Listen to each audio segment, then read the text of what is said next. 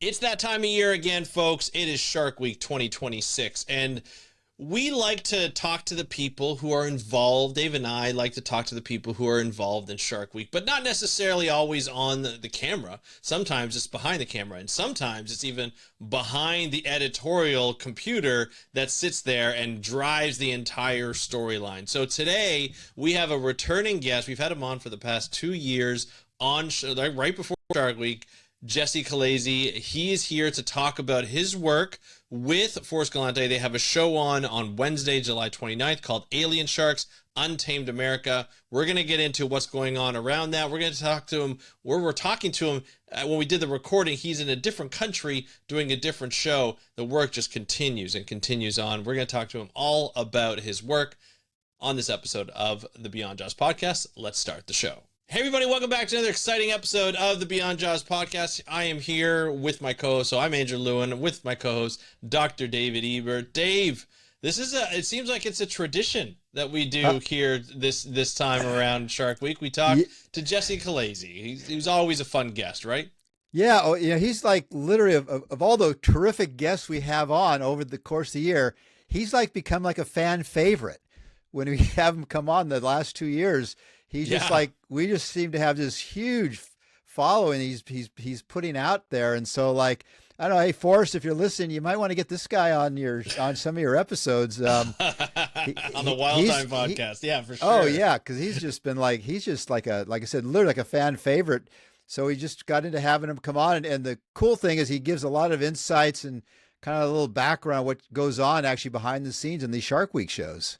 Yeah, no, absolutely. This is what I love is it's the story behind the story, right? You get some of the things that happen, as they're shooting things, or sometimes the story might change in a different course depending on what they find out there. And it's a very dynamic situation. But a lot of the times, when people talk about Shark Week, whether they're criticizing it, whether they're applauding it for some of their shows, they talk about the actual final show. And a lot of the times we like to talk to the people behind, as I mentioned before, behind the camera, behind the computer, who are driving the storylines, making sure science is in there and really entertaining the people at the same time. And I think that's a really hard line to balance at times, right? To make sure that they get ratings and make it entertaining, but also share the science that's involved in it, right? Yeah. I mean, Jesse's literally one of the behind the scenes guys that puts the story does the editing, puts the story together. He goes out in the field with Forrest, so he sees what's going on. He's got the big picture here, and then he just sits here and works in these things just continuously. And I think, as you and I can probably appreciate more since we've been doing our Searching for Lost Sharks episodes series on YouTube, how much work's involved in doing that. Oh man. And we do a short 10 to 15 minute episode. Imagine doing like a 45-minute or even an hour episode, right? Like that is it's kind of crazy. And it's a lot of thinking on their feet and making sure, what I like about Jesse, and we'll hear it in a minute, but like he has the forethought of like what will look good on the cutting floor. You know what I mean? Like what will really stick. And sometimes he goes out in the field where he's talking to us in this interview, and he's able to kind of see that and have that vision of what would look good, afterwards, after the edit. That doesn't happen often. We don't get that opportunity often. No. And so as someone who edits your episodes, it's like, oh, this is kind of interesting to be able to have that foresight and to be able to go there. It's a skill for sure. Definitely.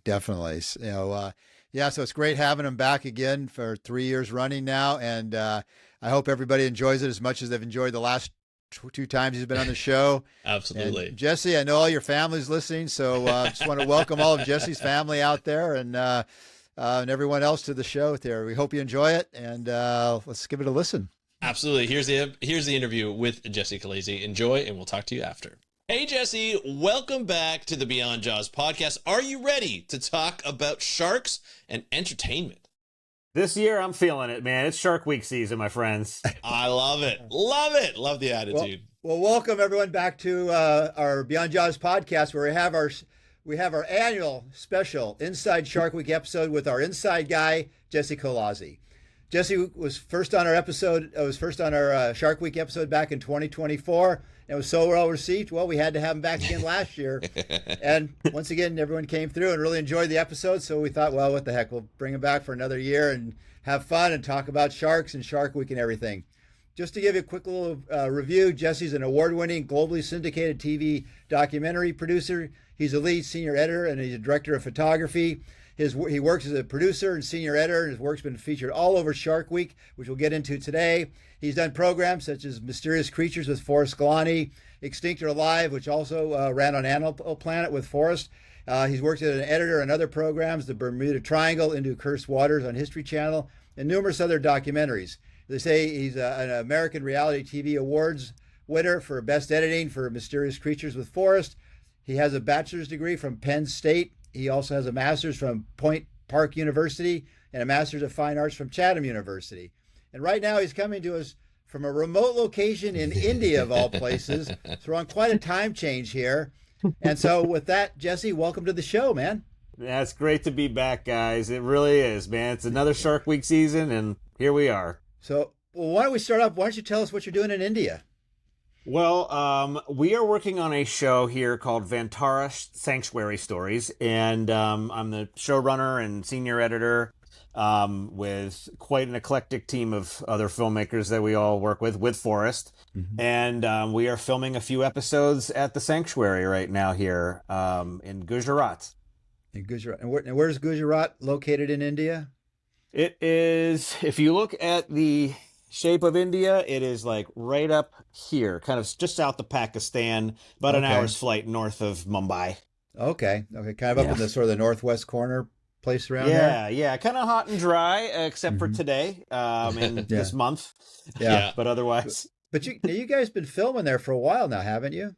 Yeah, this is a pretty long-term project. So we're just wrapping up our filming on season 2 and planning season 3 and doing all kinds of stuff. But we do, 8 episodes a year and immerse and live here basically.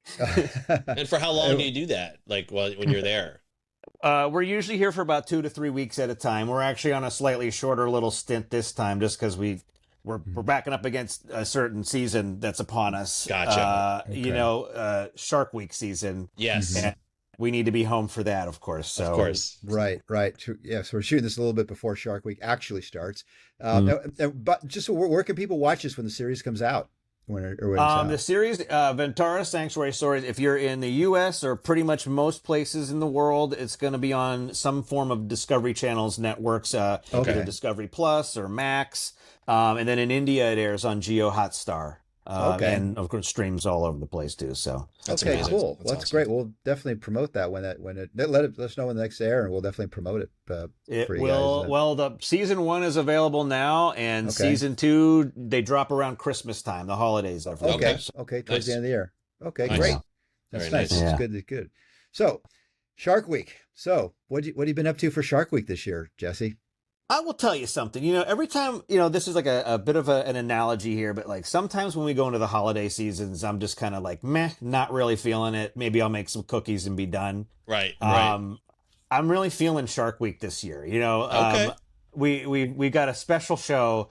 It's of course the 250th, year of our existence as yours. Actually, I'm out of there. I'm away from, and I'm in Canada. Yeah. So he's in Canada, so.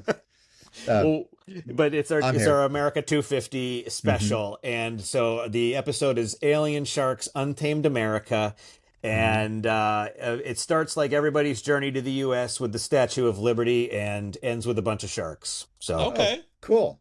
Very nice. You guys get all, I assume, both the East Coast, West Coast, Gulf, everywhere around the U.S.? Yeah, we did exactly that. This is, first of all, Forrest's big thing is the cryptic sharks, the sharks that nobody really thinks about. When you say that word shark and what goes in your brain is a gray shark shape, that's great. They're welcome on the show, and there are plenty on this show, but it's the ones that are all the little splotchy guys, like the bamboo sharks and the chain sharks and all the little funky stuff. The lost sharks, basically. The lost sharks. Lost, forgotten, and retreated to parts unknown. Yeah. And I feel like also like at this time, there's been a lot of episodes. We've seen a lot of episodes with alien sharks and stuff like year after year, which is great.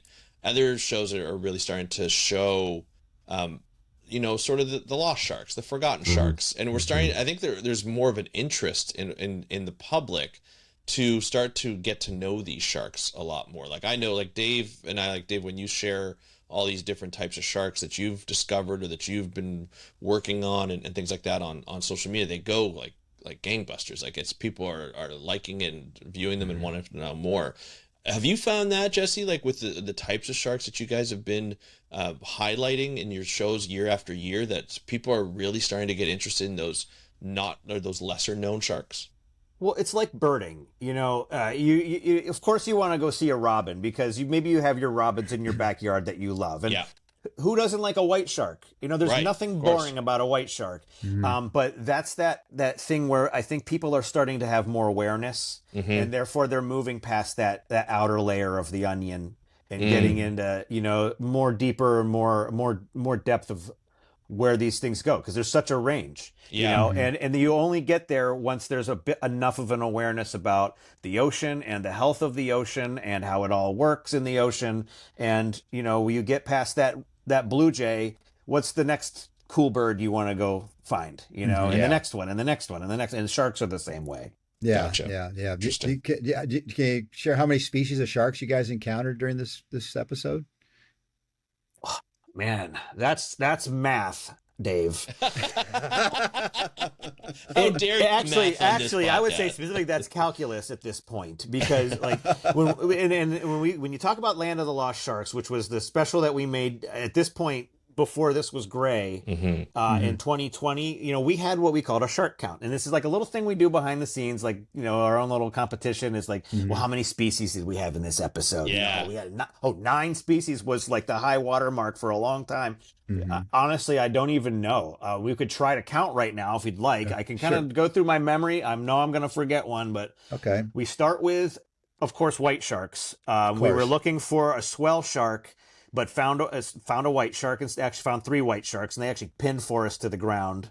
Like the boat was right there. Like you could see my ceiling right here. Like they were maybe twice that distance up was the boat. And the guy, they would come in and go out, and it was kind of murky. They were out by Diablo Canyon, and so the water was kind of hazy, and it had that the cold water and the hot water, and you really couldn't see. So anyway, that's shark number 1. There was what's the one with the little horn? It's a horn shark. California horn shark. California horn. All native sharks, by the way. California horn shark, leopard sharks. Of course, we were looking for a California swell shark, and thankfully found one. A guitar fish, if you want to call that a shark. I think that's a shark. A flat shark. Yep. And actually, that happened during a great scene, because I want to say Forrest's son might have reeled that one in. He brought his family out on the beach for a while. They were looking for swell sharks off the beach somewhere, and brought in a guitar shark. That counts, baby. Guitar fish. That counts. With the little clear nose, has the little see-through.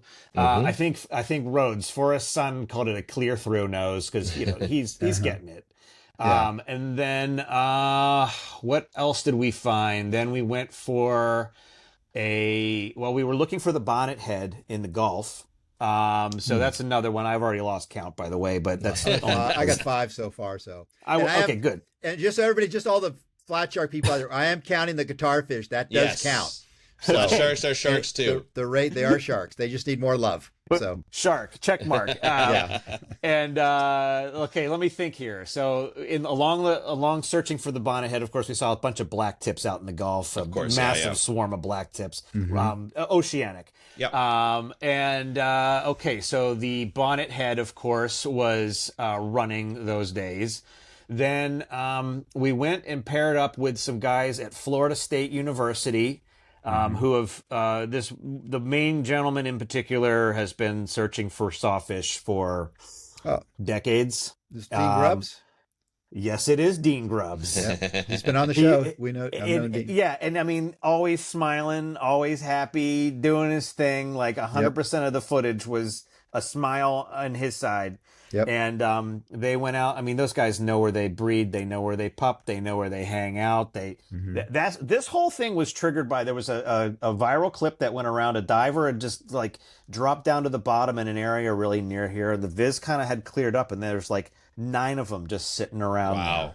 There. And we thought, wow, we need to get the sawfish in this show. That's like such an odd looking American thing. So that happened. But along with that, there were some sharks that honestly were species Forrest had never even identified or seen before. There was I don't even remember the names of them. I'll be honest with you. I edited the show and I can't even remember the names. There were probably 4 different sharks that Dean's got his whole grad student team. He's got everybody there, and they're churning it through there like a machine. They're bringing them up, they're putting them on the measuring thing, measuring it, getting all the science, throwing them out, bringing them up, and bringing up, and then suddenly like he's pulling the line, and it is like tight, and it was, I mean, probably 13 feet. Actually, it was like 13 point something feet. The sawfish that they brought up, and it was already tagged. Right. Yeah. I mean, the tag was old. It was covered in seaweed. Like, they couldn't even read the number, but they were able to pull it off, retag it. And I mean, it seems like that's even more valuable than, tagging one fresh for the first time. At least Dean seemed pretty excited about it. Oh, yeah. And so that was pretty cool. And then I believe the unexpected cherry on the cake, or cupcake or whatever on top, the cherry on the ice cream and the whipped cream that I always put too much of on my was a basking shark in Cape Cod Harbor. And cool. And we went all out with that one. The guys hired a plane spotter, and of course we weren't allowed to show my favorite shot of the episode, which was the pilot. He was flying this plane that looked like a 1972 Chevy truck with wings. And, like the windows are kind of open, and he's got his spittoon, and he's had his chaw, and he's like, and flying the plane, and then he's like, "Hey, Forrest, I got one right off my left wing." And they sped out there, and it was literally the most Boston thing you could have happen, Yeah. And so that one that we actually saw several, but the one that we actually put in the show was like half the size of the boat. I mean, it was a whale. I mean, the thing was so big. And they caught him just in the right time. I think that it was one of the last few days before they were off out into the Atlantic. And so I forget how many species. Sorry, Jesse, that was. just to About make it clear, 15. when you said they caught him on video. Caught him on video. There's no catching. Just wanted to clear things up. Just wanted to clear things up. They harpooned him. He's gone.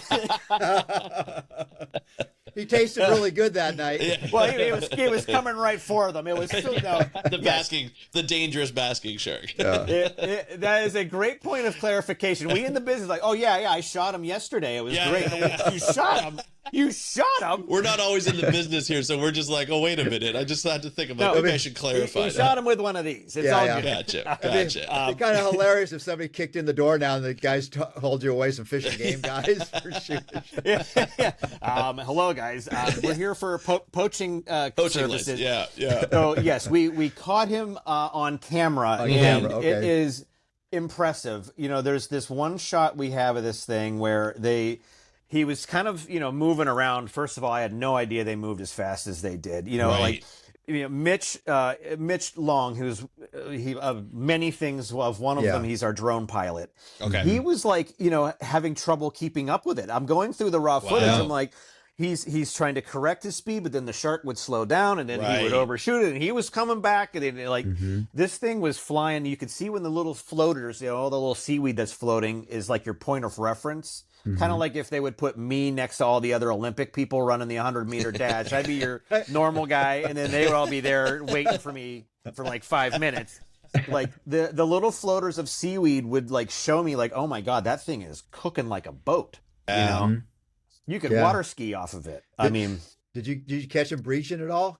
breaching? No, no. But what's funny is like, the guys had these like scooters, they were trying to because they needed to catch up with them, and they were still like out of breath. And I mean, this is a very fit crew. These guys are in the gym every morning for an hour and a half, and like just the kicking to stay up with these things was impossible. It's crazy. Yeah, I think that's the thing that when we see it on film, like as we watch these documentaries, I don't think a lot of people don't realize until they're told that the videos slow down so you can actually catch like the sight of them and the way they move through the water and stuff. But when you're filming it, it's got to be pretty challenging because you never know when they're just going to dip down and be out of sight, right? So it's like, is there, you mentioned, I think it was Mitch, the drone pilot, like, is there a bit of like when you see this happening and this behavior happening, is there a bit of like a panic that sets in, as you're trying to get the frame just in case that shark decides to dive a little deeper and out of sight? These especially our underwater shooters are very intuitive. These are all, not only wildlife photographers, but they really specialize in underwater. They've just got this instinct that the camera's always in the right direction. Gotcha. If their head's looking this way, it's like their hands are attached to their head. They have hand-eye are like locked. And they also, it's a little trick that, if you are shooting at 24 frames per second, and you're playing it back on a show in 24 frames per second, sure, it's time. It's a ratio of 1 time per 1 time. Right. However, if you shoot at 60 frames a second and you only get a half of a second of a glimpse, you could slow that down by about 40% and still have a nice smooth shot. And it gives you a little bit more of a gander at it, because to me, the best part about these shows is just getting to show somebody an animal that they would never see so they could just stare at it. Right. And learn something about it, but just stare at it and take it in, because it's beautiful, Yeah, absolutely. It's like looking at a tiger. Who gets to go look at a tiger and study them close up? When you see one at a zoo, you can't do anything but look at it. True. Yeah. True. Yeah. And that's our goal. As someone who makes entertainment and television, people who want to watch animal shows want to stare at the animal, and they want to hear about them. They want to see the pursuit. Of course, is always fun, but when you catch it, you want to. That's the payoff. Absolutely. Yeah. Catch it by on catch video. it, of course. Catch it on film. Yeah. Hey, I caught Sasquatch. I mean, he's right. He's in the next room over. He's on the crew. He joined the. He's one of Forrest guys now. He's gonna have his own TV show later this year, right? Spin-off, maybe. We'll see if Animal Planet's interested. They may pass. He doesn't want to show his face though, so it'll just be blurred. Well, he's always like walking. What was the most exciting thing you guys filmed? Was the basking shark, or just anything else that was kind of?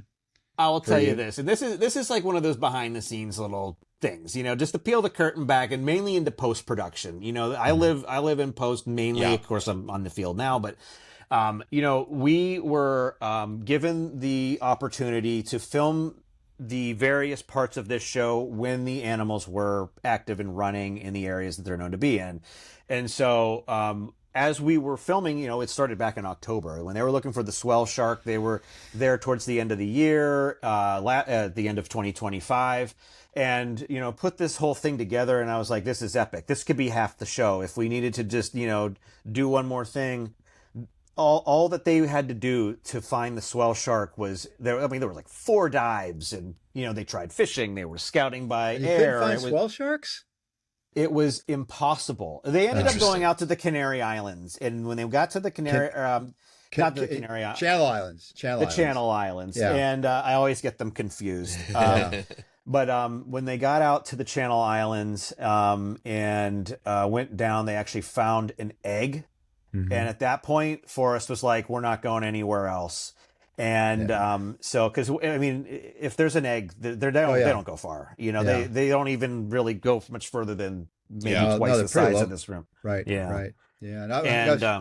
No, go ahead. Because those are like the horn sharks, swell sharks in Southern California. You used to be pretty common. I haven't been diving down there in a long time, but they used to be pretty common to see, especially out the Channel Islands and stuff. So when you say you're looking around for a swell shark, I was like, man.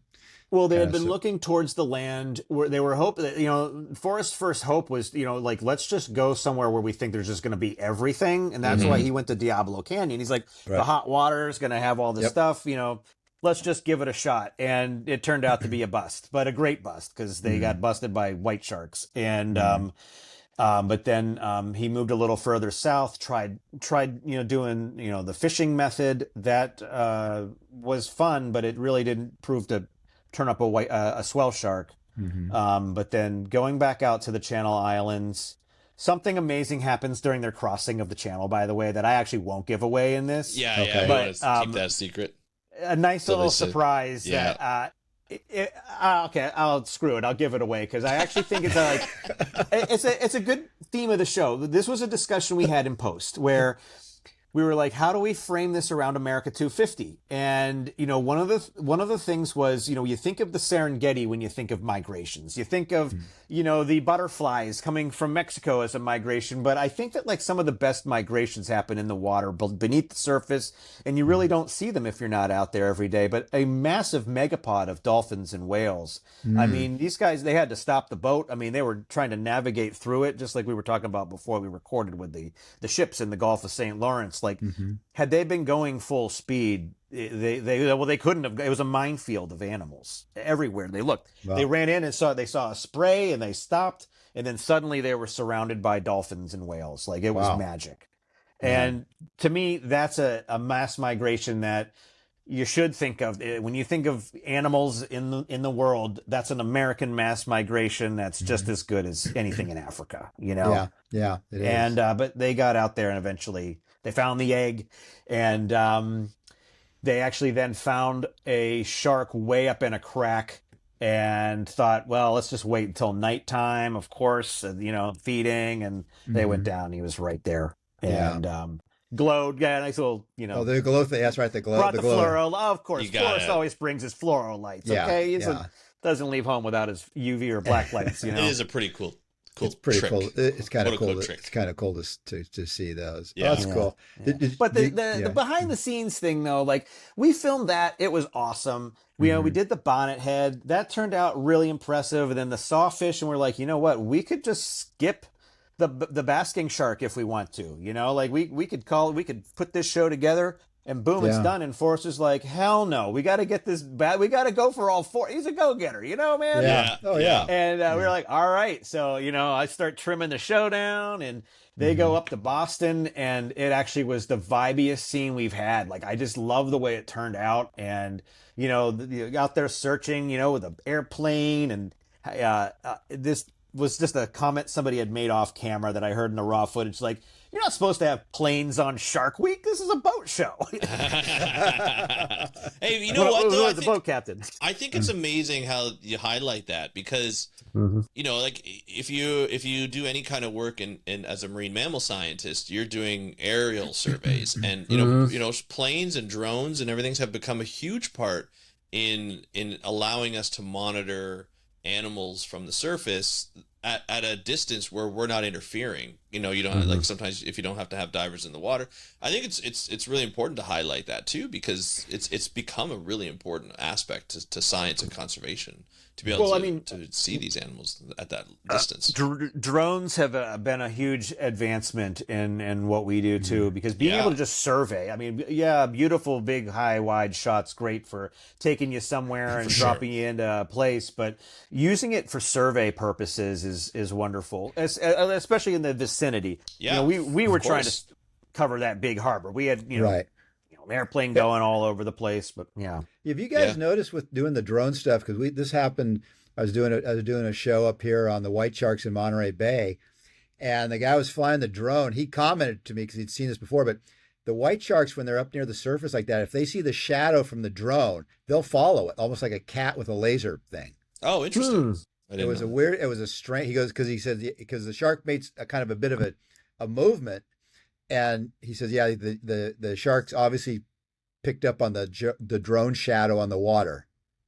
It was the strangest. It was the weirdest, and I saw the shark made a little bit of a kind of a herky jerky move. Yeah, and it was like, and when he said that, he was like, he moved right towards where the shadow from the drone was. The drones aren't that big, but the white shark could pick up on the shadow with that, and it was just interesting. I mean, I know are they very visual? Do you think white sharks are definitely not all sharks. every shark's a little different, but white sharks are very visual. They're very So visual. like maybe it's like kind of doing this. Maybe they were going under the shadow to give themselves a little when topper. when they hunt, they'll cruise along the bottom and they're looking up for things because when they'll attack, they'll come up or if they're attacking like a sea lion or something like that, they'll come from below typically.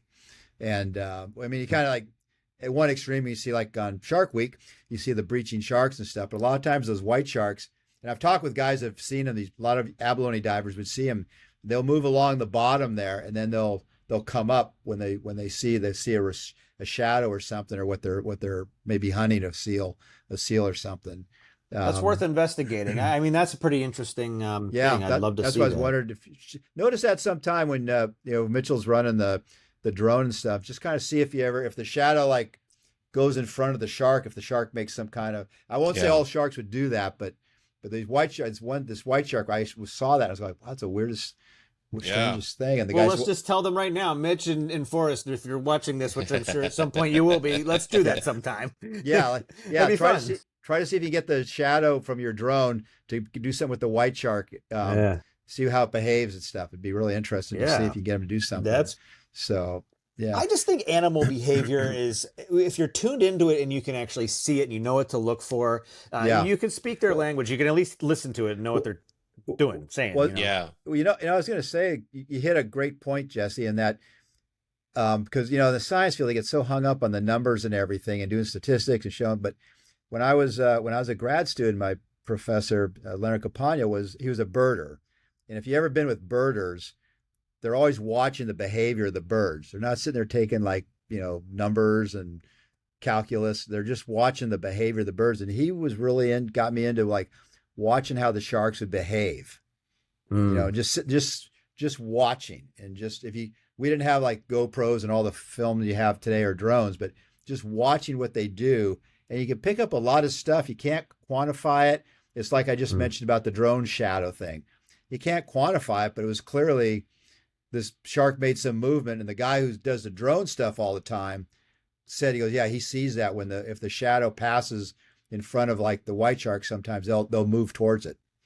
And, well, it's, I've noticed this about my cat, but then I see it in big cats too, is he'll be sitting with his butt towards you looking away, but then he'll look back at you over his shoulder and prefer to kind of have his body between you and them. And kind of like the girl with the pearl earring, how she's kind of like looking that way. And I always saw that in my cat and just thought like, oh, that's cute. And then we come out here to Vantara and I see that in all of the tigers, all of the lions. They all sit there with their back kind of away and they look at you in this way like a person would look over their shoulder. Yeah. Either direction, sometimes I don't watch. I usually don't watch a lot of the shark stuff just because you live in the world. It's like don't need to watch home movies at night all the time. But sometimes I would just like turn on. I don't listen to the sound, but I'll just watch what you guys are filming, and you'll see behaviors show up. And I think a lot of times they're so focused on what you guys are like there to film that you're not really watching sometimes behaviors that are going on that you might pick up on. As an editor, I started off cutting when I was in television, casting reels, at first, and then you eventually start doing bigger things, maybe a presentation reel or a pilot, and then they trust you enough to do like the full show. Cutting cooking shows, for example, there was this one particular host that I used to cut who had these little like personal moments where she would be doing something and tasting something and just like kind of just having her own moment, like just in her, like maybe it was triggering a memory of something that her dad used to cook or something like that. Yeah. And, you pay so much close attention to the raw footage. You're watching the way they breathe. You're watching the way they walk, the way they talk, everything, where their eyes are going, where their hands are going. Are they nervous? Are they happy? Are they calm? And you cut to that. You see what they're doing and you respond. And then it translated into the animal world after going from cooking shows to the other side of things, the animal shows, is, you start to watch their behaviors, particularly sharks, and particularly this one moment I remember things really clicked. This was years into it. This was after we had been doing this for a while and we were filming a Shark Week off the coast of Mexico.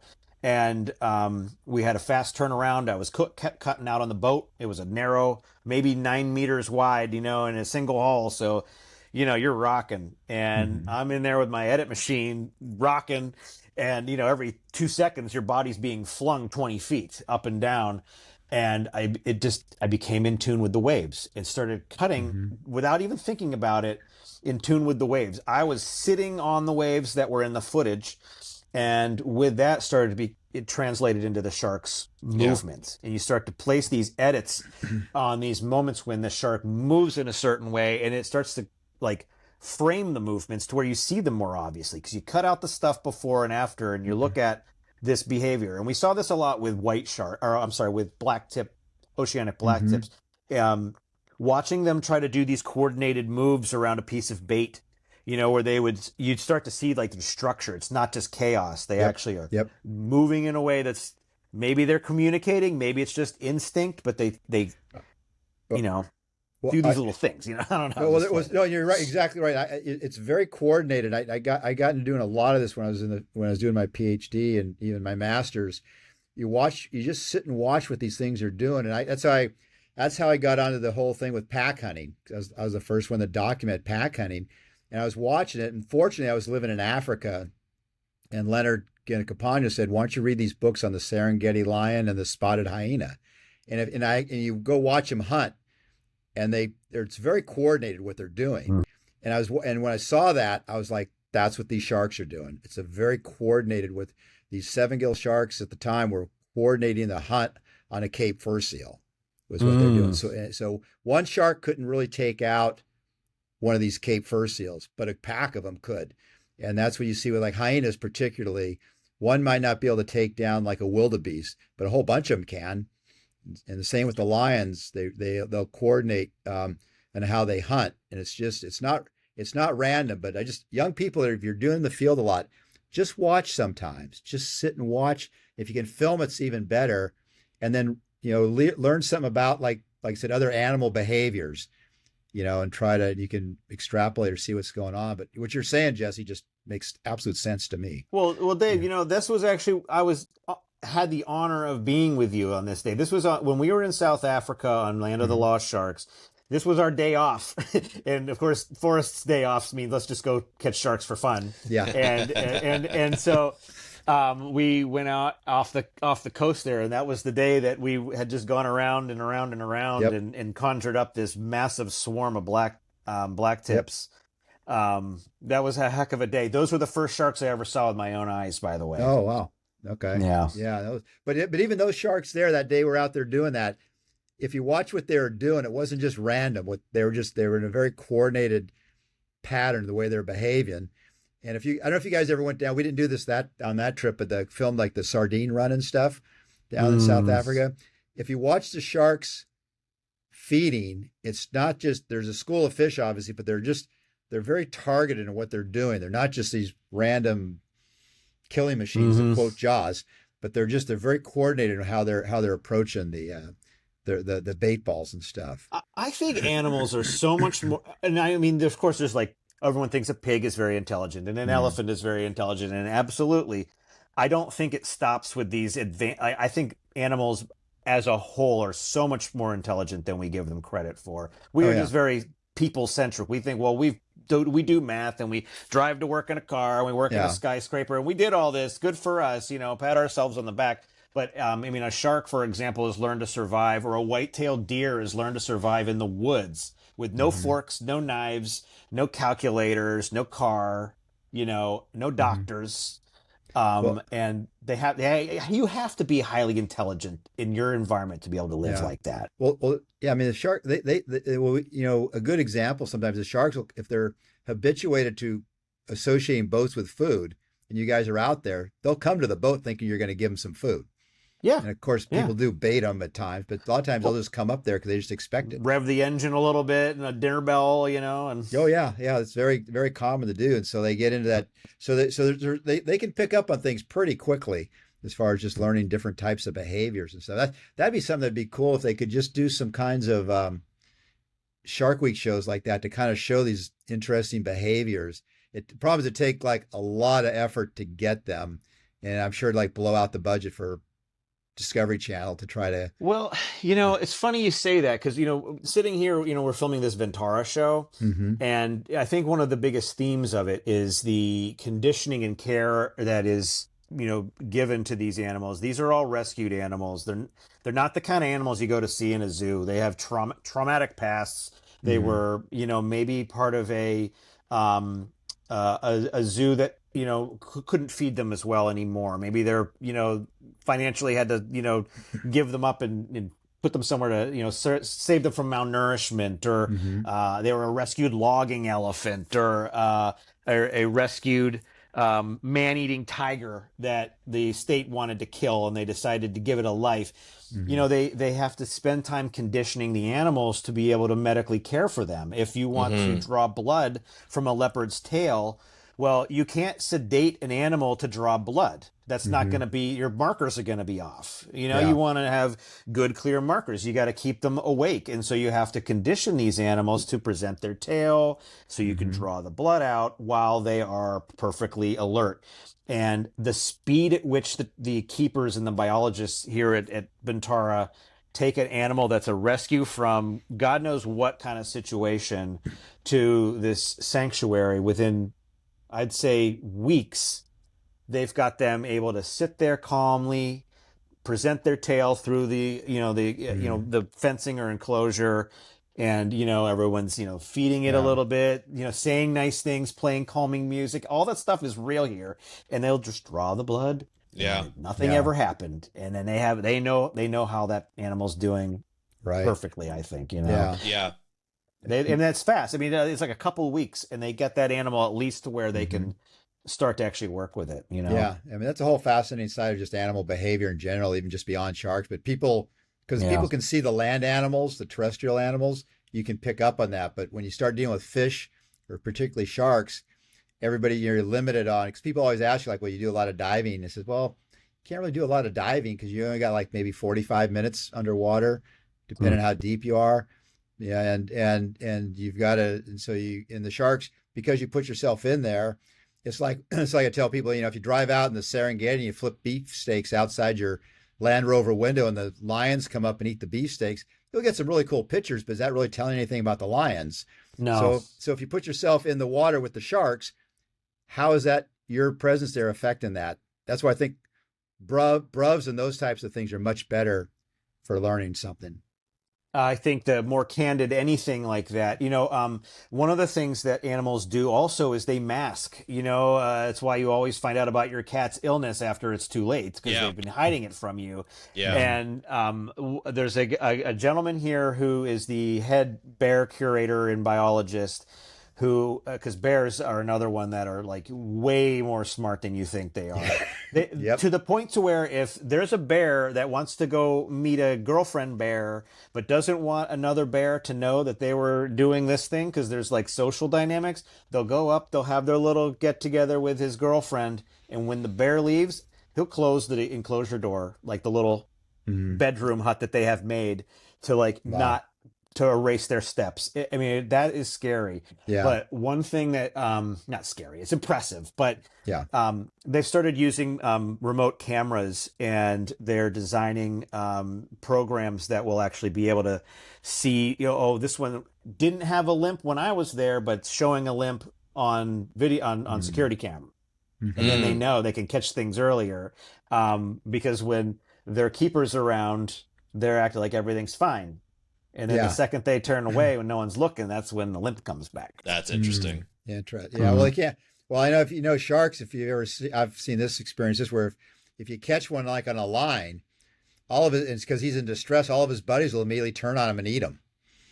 Oh, I don't know if you guys, if you're witness. Oh yeah, that's pretty. They don't usually film that because it's pretty graphic when they turn on their pal, and they just start it's just like these pack of sharks will turn on him and just start tearing them apart and eating them basically because he's distressed.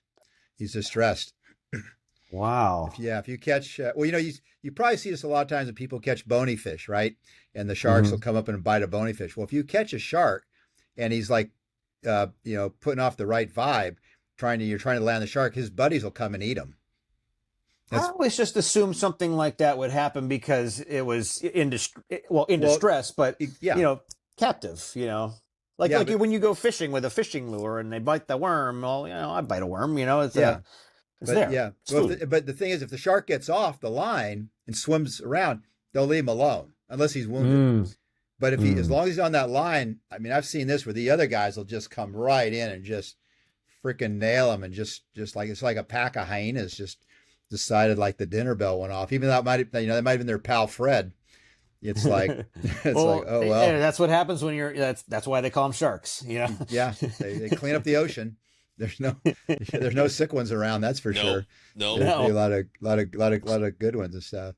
So for I guess sure. so. Do you know much about any of the other shows that are on this year, Jesse? Any of the other shows? I wish I will after the end of Shark Week, because I usually actually like to watch a lot of those. Mm-hmm. Like I like to see what other people like me do. It's inspiring to see other people's work, particularly, and it also I think they probably watch our show and take things. I mean, I Yeah. always feel like Shark Week is like a film festival for adults who are actually working in the field but still want to Yeah. do, because it's like you've got all these different companies and they're all like keeping their little project secret over Yeah. here and secret over here, and then when Yeah. it's out there, you want to see what all your colleagues are doing. It's a small community. I mean, Oh yeah, that's what that's 12 shows a year. Maybe 15, yeah. and Well, that's most of the guys I see at conferences and around anyway, so it's like, what do I need to watch my TV for? I already heard the story, and and usually the behind the story after the show's kind of aired too. So,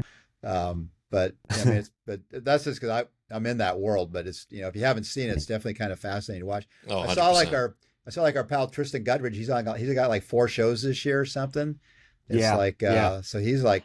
I honestly they don't know how he does it. I mean, honestly, I do know how he does it, but it's so much energy involved. Doing a any kind of a series work, or multiple episodes at the same time. It doesn't just double and triple things. If you have one show going on, that's a major commitment. But when you go from 1 to 2, it's exponential. And then when you go from 2 to 3, just like I have friends who had 2 kids for a while, then suddenly they had a 3rd kid, and it was like going to 6 kids at that point. Yeah. And doing 6 shows at once, it requires an entire company and multiple departments and a huge coordinated effort. That's what Tristan is doing for the for all of he's doing. And there was another one I saw who had three this year. Yeah, Adam Barnett's on 3 of them this year, and actually, we got to get Adam's a friend of mine. He's in Australia. I haven't had Adam. I don't know if you guys know Adam at all. He's a guy we got to have on sometime. I know of him. Yeah, no, I know. I've known him quite a while. I just haven't been in touch with him. But yeah, he's definitely somebody. I see Charlie Huveneers has got a couple episodes on too. Yeah, I saw that. Yeah, I saw that, and there may be some other people, but those are the two that sort of jumped out was Adam and Charlie, and Lauren Myers. She's in a couple of them as well with them. Lauren's been on the podcast as well. But yeah, so I was kind of surprised. I just saw Forrest had the one this year, but well, but you raise a good point there, Dave. It's like I'm really excited for this year's Shark Week. Like I think there's going to be a lot of really good heartfelt content. I mean, I think a lot of people are doing similar kind of themes. Not all of them. We wanted to do this, the America 250 theme because Forrest has been on the road since October of 2024 and would have liked to have stayed home for a little bit. Yeah. And it just kind of, we even frame the whole show like most of our shows are halfway around the world, but this one we've decided to stay home, Yeah.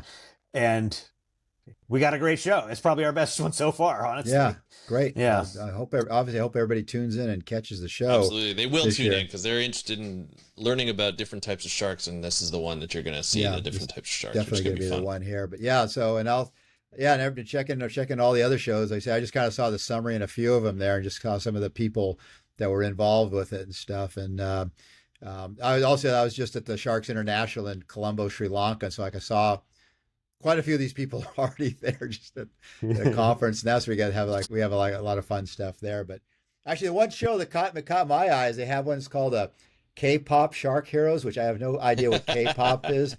It's an expression Korean I've heard. pop. It's all the Korean rage pop. right You've now. never heard of Korean pop? Yeah.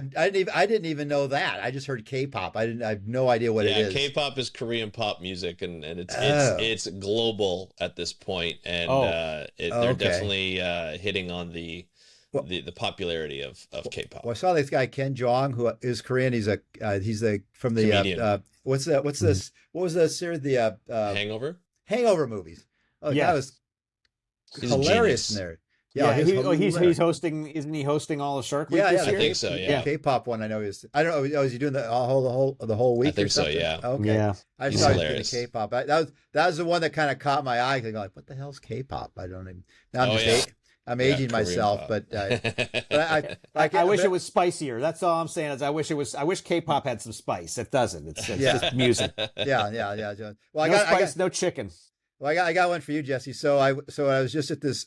I gave a presentation on a paper, and it was on guitar sharks. Actually, funny enough, and the title of the talk was "Playing for Time," and so I had up my opening slide was Eddie Van Halen, right? Classic. Well, half my actually 3/4 of my authors are all like under 30. They had never heard of Eddie Van Halen or Van Halen. Travesty. It's criminal. Man, we all know who Beethoven was. Come on, right? I know exactly. I mean, it wasn't like he was some like sort of unheard of guy. And so my first question in my talk was, has anybody in here under 35 ever heard of this guy? And just crickets. Crickets, unreal. Nothing. It was just like, and so I go, I go 3/4 of my authors don't even know who this guy is, and they're on the paper and they're doing this paper on. Love it. So it was hilarious. So. Well, there you go. So everybody gets one. It was K-pop for you, and Eddie Van Halen for all them. So right, exactly. So exactly. I mean, there's a lot. I could probably not. I couldn't actually list all the stuff I don't know because I don't know what I don't know. No, exactly. I know. It's just something. There's a lot.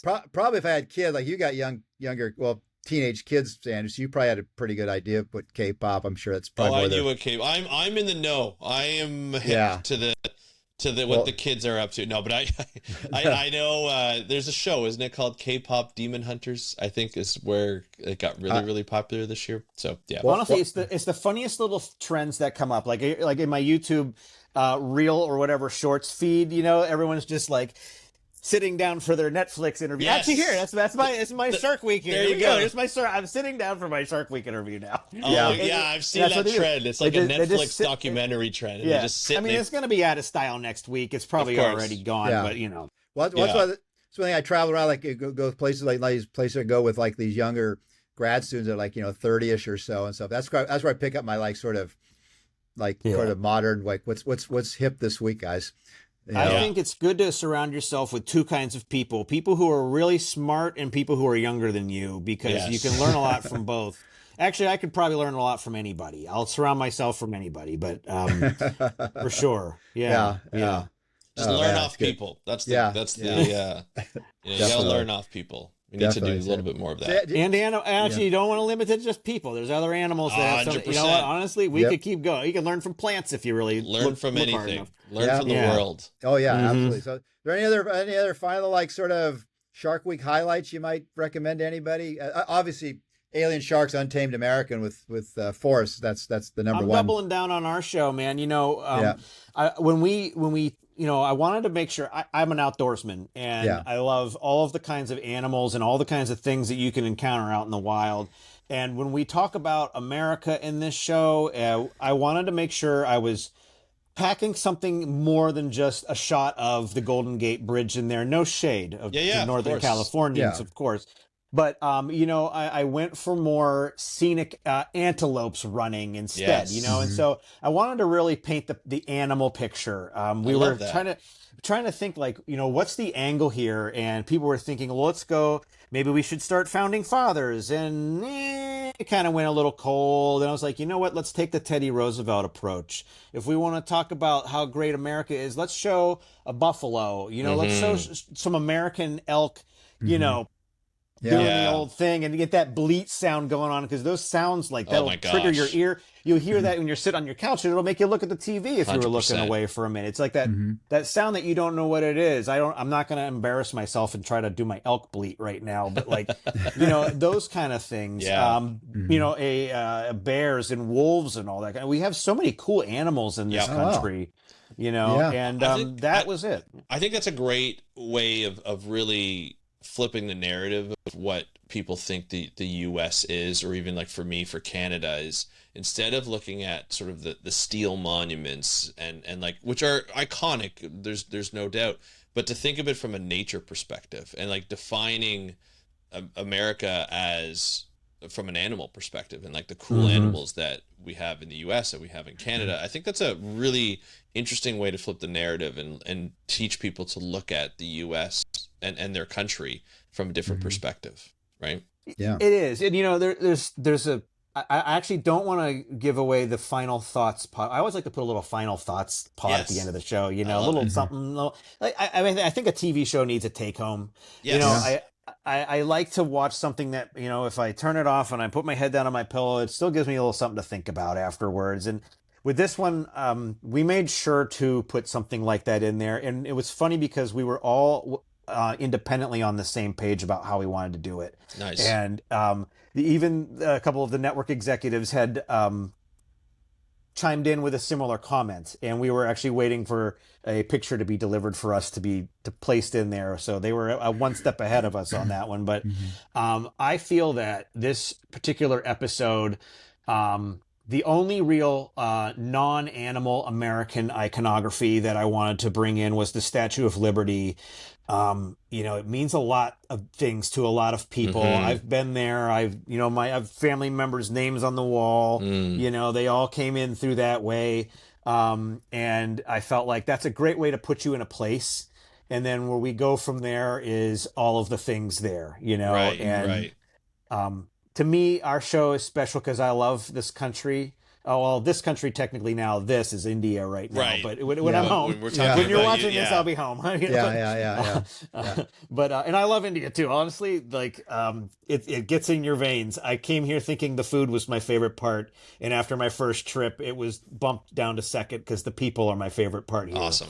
Yeah, Great. You got a whole new enclave of friends. You know how awesome. it goes when you have a regular project somewhere, guys. As you get connected, and For sure. But this was one where I really felt like this is all of our chance. Forrest, I think he actually first came up with this concept. He pitched it to Mitch, and the consensus just started to grow among the crew before it was even pitched to the network. We all bought in, and we all brought our own thing. Everybody on this crew has some kind of special connection with our country, and it's our way of expressing that. We had a chance to do it as our little platform for that this time. Yeah, I love it. That's I love great. that aspect. That's awesome. That's really cool. Well, Yeah. Hey, Jesse, well, thanks for coming doing this again. It's getting to be our annual thing with you and Shark Week and everything. And especially because you're in India now, it's like, whatever, 9:30, 10 o'clock at night for you. And I know you got a big shoot coming up tomorrow and everything. Thanks. And just mention everybody, please watch Alien Sharks, Untamed America with Forrest Galante. And maybe even they'll give you a cameo in the next time you guys do one of these, Jesse. I cut myself out everywhere. I hate seeing myself. Sorry, I don't like looking at myself.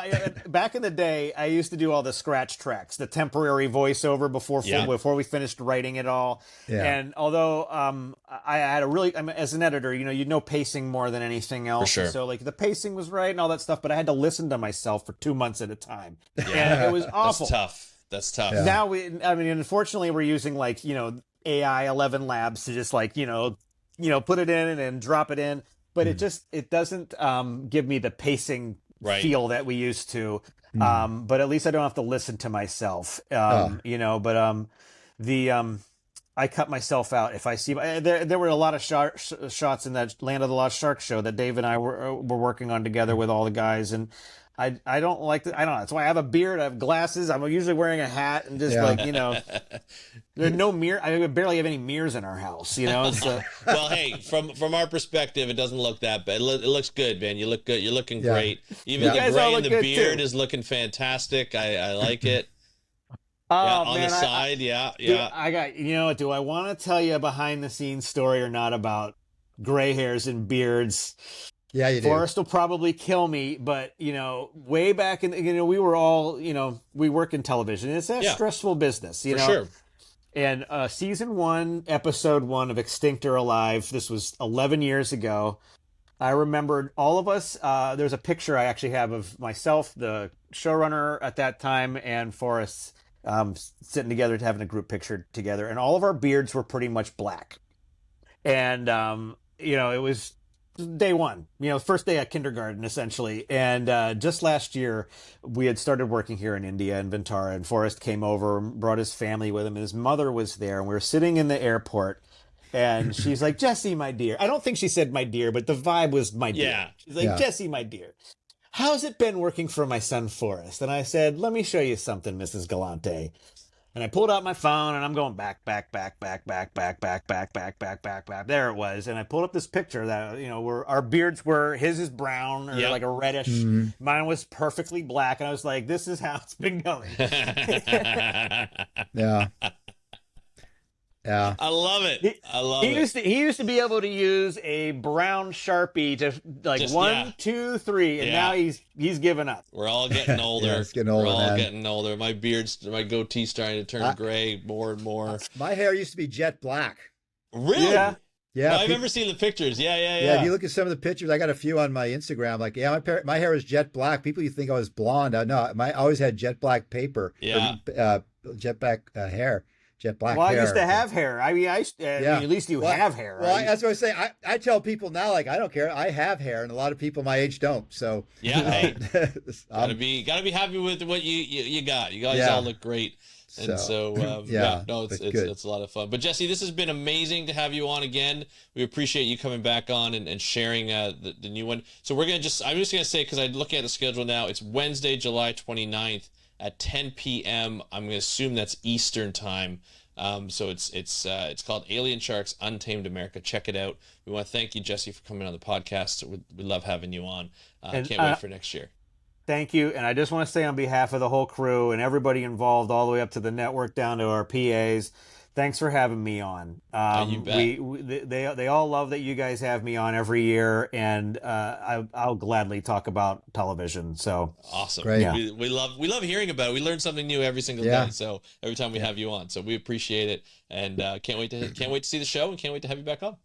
It's great to be here, guys. Thank you. You bet. Okay.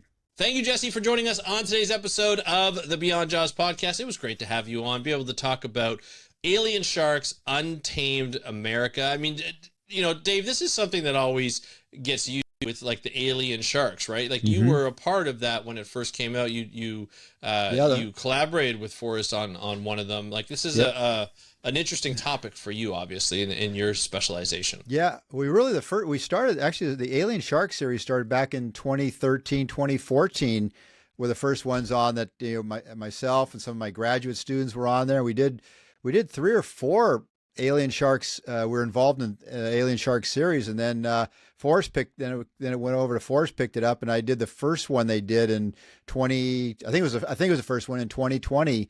In South Africa, which was kind of like my backyard down there. Yeah. And of all the Shark Weeks and Nat Geo Shark Fest episodes I've done, that was probably one of the funnest ones I ever did with those guys. Right.